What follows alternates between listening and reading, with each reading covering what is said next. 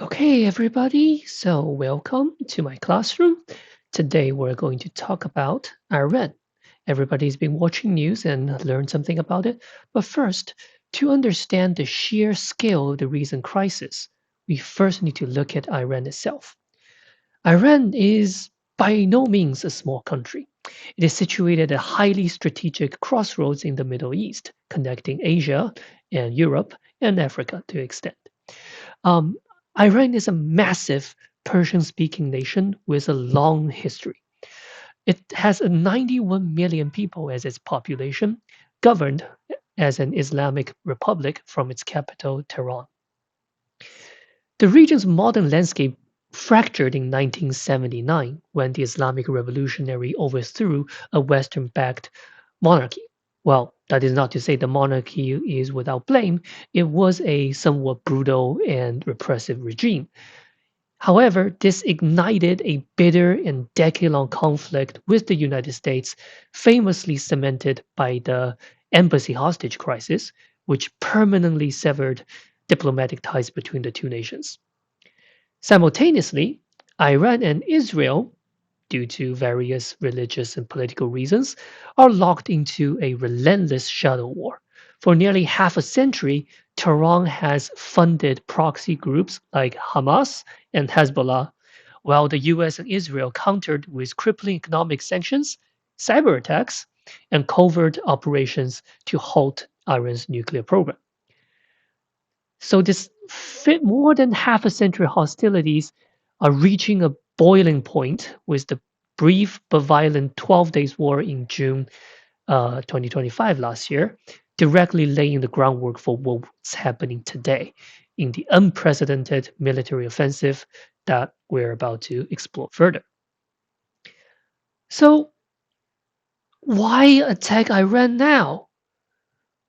What changed? Well, Operation Epic Fury was not a spontaneous escalation. People might tend to want to believe that Trump just decides things on the fly, but no, this is long deliberated, and the preparation probably goes months in the past. It is a culmination of several overlapping crises. First of all, the JCPOA nuclear agreement has all but fallen apart. It was hopeful in the beginning, perhaps people would want to believe that Iran would honestly negotiate and cooperate with the international community. However, as we see as history unfolds, this doesn't seem to be the case. Um, and of course, we had the 12 days war last year. Um, all those are in the backdrop, but camel, the straw that broke the camel's back is the failed negotiation just in the days before the final strike. For this negotiation, mediated by Oman, the US didn't just ask for concessions. We were trying to apply this policy of maximum pressure. As the name would suggest, we issued ultimatum with seemingly impossible maximalist demands. Washington demanded the total dismantlement of Iran's nuclear and missile infrastructure. Well, why? Because even though the last year's strike has largely destroyed its overground facilities, but Iran actually continued or even accelerated its military, nuclear, and ballistic programs, and they're on the brink, at least according to the intelligence, they're on the brink of achieving their goal, hence this crisis. And thus, the United States are demanding a total dismantling of its apparatus. So this led to a very final and high-stake diplomatic showdown in Geneva, but the U.S. Wouldn't back down. So the impossibly strict terms were, I believe, designed to project power. Right? If you're bargaining, you don't want to ask for less. You want to ask as much as you can, and perhaps back down a little bit if it is acceptable. But also, it is to make the threats to Iran credible. And we can go on a full tirade about how credibility works in negotiations. But one of the key points is the concept of paying for power, meaning that we actually conduct costly signaling. In this case, we deployed two, not one, two carrier groups to the region, indicating that we're serious about this because even just moving the carrier groups is hugely costly. So essentially, we're giving Tehran a choice between a quote unquote surrender or a path to war. The fleet we have assembled is the largest in the Middle East since the 2003 invasion of Iraq. We positioned massive carrier strike groups in the region, and when the talk inevitably broke down, we began our military operation. So it is no surprise that the Iranian delegation quickly concluded that the negotiations were never about finding peace. They were just simply a tactic, a ruse to buy time for the military operations. In my personal opinion, I disagree. I think the US probably just preparing two-pronged attack, two strategies. If this maximum pressure, if this painful power works for negotiation, why not? We get what we want. We want them to dismantle their military facilities. We want them to back down. If they do accede to these terms, perhaps there wouldn't be any strike. I don't think that they are totally dishonest about this, but the strike is also very likely a premeditated, very carefully planned outcome because the alternative to not having this war is perhaps Iran reaching over, crossing the threshold, and gaining nuclear capability. And that is not something the US or Israel are willing to risk or see. So therefore, again, we do not have access to all the intelligence and classified information. These are all just our educated guess. But nonetheless, I hope I'm giving you a way of thinking about things. People don't decide these things on a whim. They carefully consider them. And if one way works out, great. If not, plan B. So, with that said, there is another massive factor that might have contributed, I shouldn't say might have, definitely contributed to the decision to strike. That is the Iranian protests since January, more precisely, since December 28th. Well, it was all triggered by the collapse of the currency and economy in Iran. And this collapse isn't something that just happens out of the blue, it's not random. Ever since 1979, constant and long-term sanctions is always taking its toll. Some people argue that sanctions doesn't work, these regimes just do what they want, but they forget that the purpose of the sanctions is to weaken the regime over a long term. And we're seeing the fruit of that, perhaps. And because of this catastrophic collapse of the Iranian currency, we see that a lot of the people are taking to the streets um, to stage these anti-government protests. These quickly escalated to beyond just the economy or currency to be about overturning the regime against the government. But as we would expect, these repressive and violent governments will not go down easy. Um, and they quickly turn to our military for harsh and violent and cruel repressive tactics. Um, there are many different estimates about how many protesters actually died or are incarcerated during this period.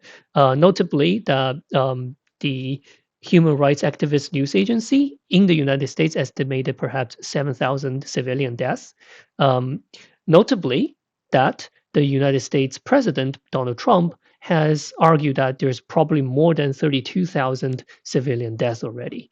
And uh, to much of my surprise is that the Iranian Ministry of Health actually came out and said that they estimate perhaps about 30,000 civilian deaths, which is very much so contrary to perhaps what the top leaders of Iran would want to admit, which perhaps indicate a fracturing within the Iranian government itself. And that could be a sign that there's possible collaboration between these dissatisfied Iranian government officials, perhaps even in the military, with the people on the streets.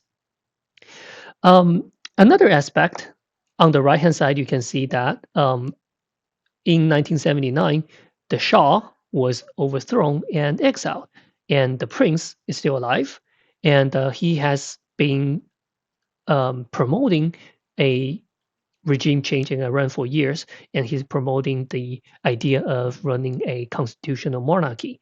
And his recent demonstration or recent gathering in Munich, Germany, drew massive attendance.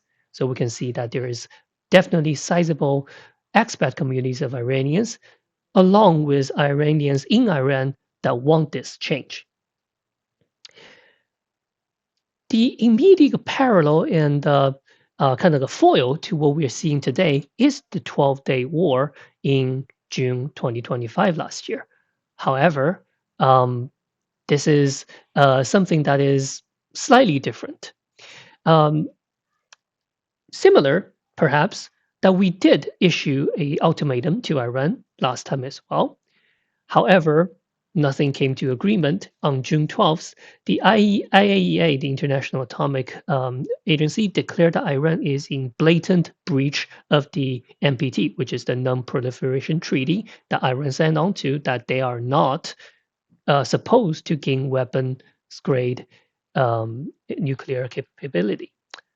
And on June 13th, there was a massive Israeli strike against Iran scientists, enrichment sites, and military leaders, famously killing some of its top hardliners. Um, on June 22nd, 9 days after, the US forces, air forces, also joined in the attack in taking out some of its nuclear facilities. However, 2 days later, President Trump announced a ceasefire, and that put an end to this so called 12-day war. Slightly different from last time, this um, current cycle that we're seeing is a collaboration, coordination between Israeli forces and American forces from the get-go, from the beginning. Last time there are arguments, and we have video clips of Trump being somewhat frustrated with Netanyahu, and a lot of people argue that perhaps the U.S. didn't really want for that to happen, but it was dragged by its ally Israel into this fight. But this time, clearly, it was a premeditated, coordinated attack on Iran in February now. So that leads us to the actual event. Well,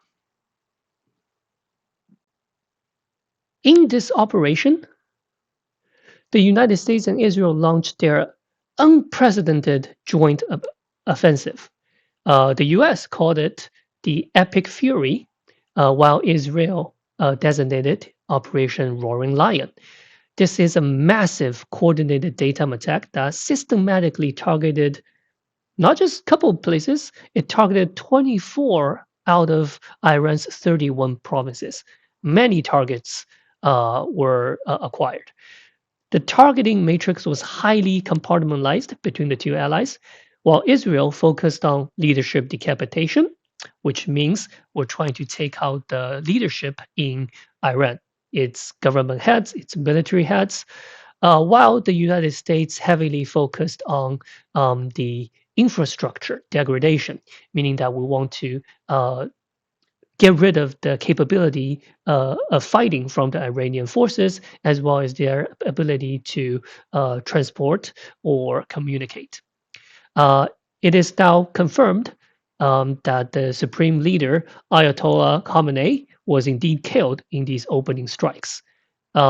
Again, it is always funny to see that the Iranian regime initially denied it and fervently denied it, and then they later say, oh, no, actually, that happened. Meanwhile, you can also see from this graph on the bottom right, the Iranian internet was nearing a total blackout as the operations were happening. The drastic reduction of Iran's internet connectivity effectively blinding the regime's communications, while the operations are ongoing, which in a way could be good or could be bad. It makes it harder to assess what's really going on in Iran. I think both the government and the civilian communications would be severely hit, and so coordination among the civilian resistance perhaps is also hit by this. Um, with that said, this history-changing event doesn't end there. Iran obviously would want to retaliate, and indeed they did. Despite this overwhelming preemptive strikes, Iran's surviving military elements did indeed uh, make a massive comeback. Within hours, Tehran launched extensive barrages of ballistic missiles and drones, and not just limited to Israel, but all across the Middle East, targeting sovereign territories across the Arab world. And you can see the map, including Israel, Jordan, Kuwait, Saudi Arabia, Qatar, Bahrain, and the United Arab Emirates, UAE, which Dubai is seeing. Um, This widespread bombardment caused severe disruption to the daily life, of course, and civilians across the region were forced into bomb shelters, particularly in Israel. And you can see that the map here is kind of a interesting way to present it, to show that these are the sites targeted by Iranian missiles. So it's really putting the uh, shelter system in Israel to the test. And on the top right corner, we can also see that this region's air travel, this is almost like a black hole, right? Um, Iran, of course, Iraq, Syria, Lebanon, there's almost no flight there. Kuwait is completely dark. And we do see some flights still in Bahrain. However, UAE is quite empty at this moment, including the major city, Dubai. So obviously, this is going to have ramifications for the region's stability, its safety, as well as its economic growth. Um, we'll come back to that a little bit later.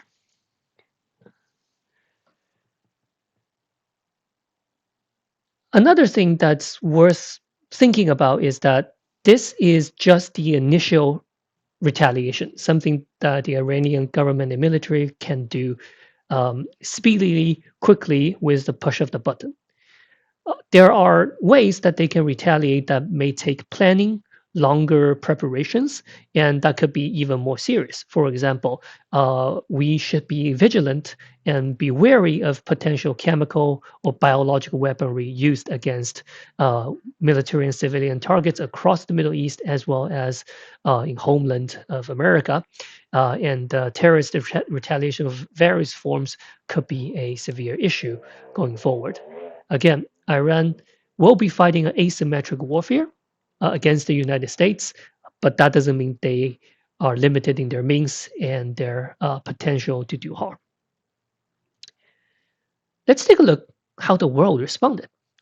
Well, first of all, for many Iranians across the world and in Iran itself, this perhaps is a moment worthy of celebration. As we can see on the picture on the left, these are the people in LA celebrating this strike and celebrating the potential regime change in Iran. And on the picture on the right is celebration over Khamenei's death of people in Iran, despite the risks that maybe they can be targeted and persecuted for this. However, this just shows you how much people had enough of this brutal religious hardline regime. Aside from the people's reaction, we can take a look how the governments of the world responded, just to pick a few. Russia, of course, being still fighting in Ukraine and rivaling the United States, condemned the attack, calling it pre-planned and unprovoked. Well, I'm not sure if it's unprovoked, and it's certainly pre-planned, but that's not something to be ashamed of. However, its warning or its accusation of plunging the Middle East into an abyss of uncontrolled escalation is indeed a possibility. And we should be wary of that possibility and prepare accordingly. China, on the other hand, is much muted, silently, not silently perhaps, but a more muted and kind of like a subtle jab at the United States. It keeps to its usual rhetoric about sovereignty and national territorial integrity, which are norms to be respected. However, this is also an excuse to ignore any sort of human rights abuse and brutal regimes cracking down on its own people, which China also has the problem in the past and current situation as well. So that's the major rivals, how they responded. As for the allies to the United States and Israel, the European Union, including the UK, France, and Germany, I didn't put all of them together just to save some space, they responded with rather muted concern. They neither want to come out too excited in support of the United States actions. They also do not want to antagonize the United States and Israel because ultimately Europeans' safety also depends on um, Iran not having a nuclear weapon. In fact, France, UK, and Germany, they were the ones to declare a snapback in the nuclear deal with Iran to reinstate severe sanctions against it last year. So yeah, they are concerned, but they are just maybe perhaps wanting to appease their domestic audience because there are a lot of people in Europe that's somewhat pro-Palestine and anti-Israel, so they perhaps do not want to make a too hasty of a commitment. On the other hand, Canada and also Australia, they are coming out a little bit more supportive of the United States, stating that acting to prevent Iran from obtaining a nuclear weapon and to prevent this regime from further threatening international peace and security. Of course, they were not part of these strikes, but at least they come out in support of the situation.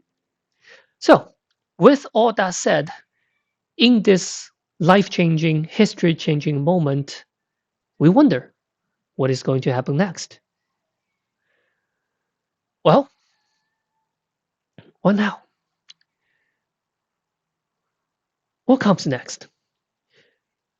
It's hard to deny that this strike is, in a way, can be seen as the abandonment of the policy of containment, rather in favor of a explicit regime decapitation, regime change. The United States and Israel have fundamentally altered the security dynamics of the Middle East. First, certainly we hope for a quick regime change and rebuilding.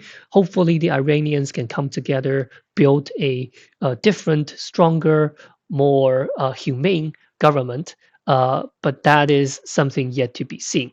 Uh, Building democracy is costly.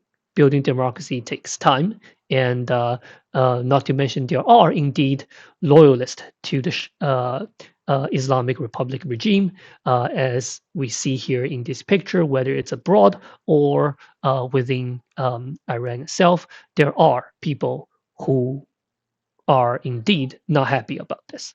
And these hardliners and people could potentially retain the reins of control and possibly escalating it into a wider conflict. A lot of these are my ideas and my concerns. I just want to share with you guys. Um, it could potentially lead into what I consider a global asymmetric warfare.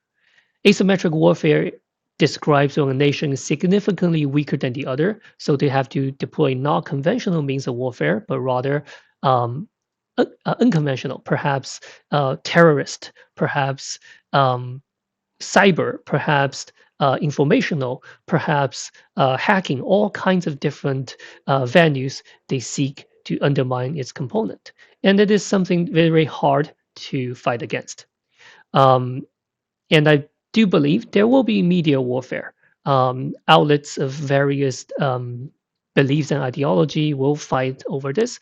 Will fight over who's in the right, who's in the wrong, whether human rights trumps sovereignty and national integrity, or whether this is a justified action because of the nuclear threat versus it is a American imperialism.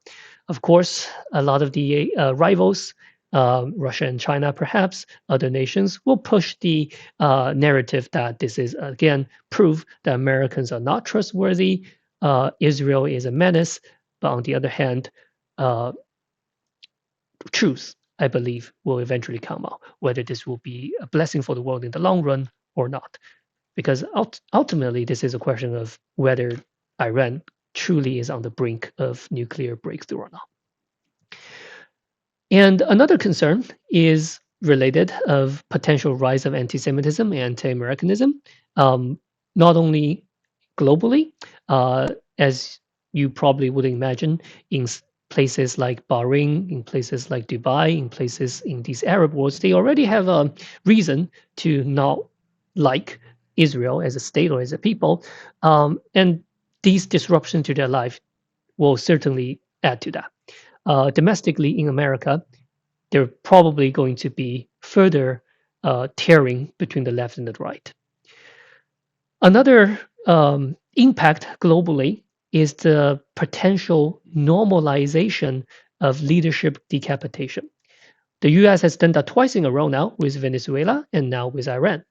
And this could be the more successful it seems today, perhaps the more likely other nations will try to copy this, making it into a template. And also the deployment of advanced weaponry, whether it's in Venezuela or in Iran, will potentially cause fear in other nations such as Russia or China in a very typical spiral arms race security dilemma. And we can dive into that topic in another day. The potential arms race could also, in the long run, weaken American position in the world. We now have responsibilities, perhaps you can say, over Venezuela and now over Iran. Could this be an overextension for the American power? Could it become a vulnerability that the other rivals can exploit? China has recently purged its top military, some say in preparation perhaps of a military operation. Others say maybe it's not. So would that give them a chance, seeing America is preoccupied with all these different regions? Or perhaps the strong showing of the operational capability of the American military, would that be a successful deterrence for nations that seek to upend the social and international norms? Perhaps we have to wait to see that. Overall, this is a time of change, a time of a lot of uncertainties, and hopefully today I helped you to gain some different lenses of looking at this issue. And if you like this content, please like and subscribe. And I will try to give you a little bit more different lenses. For example, can I use security dilemma to explain some of the aspect in this? Can I use the bargaining model of war to explain this? Hope you like this content. See you next time.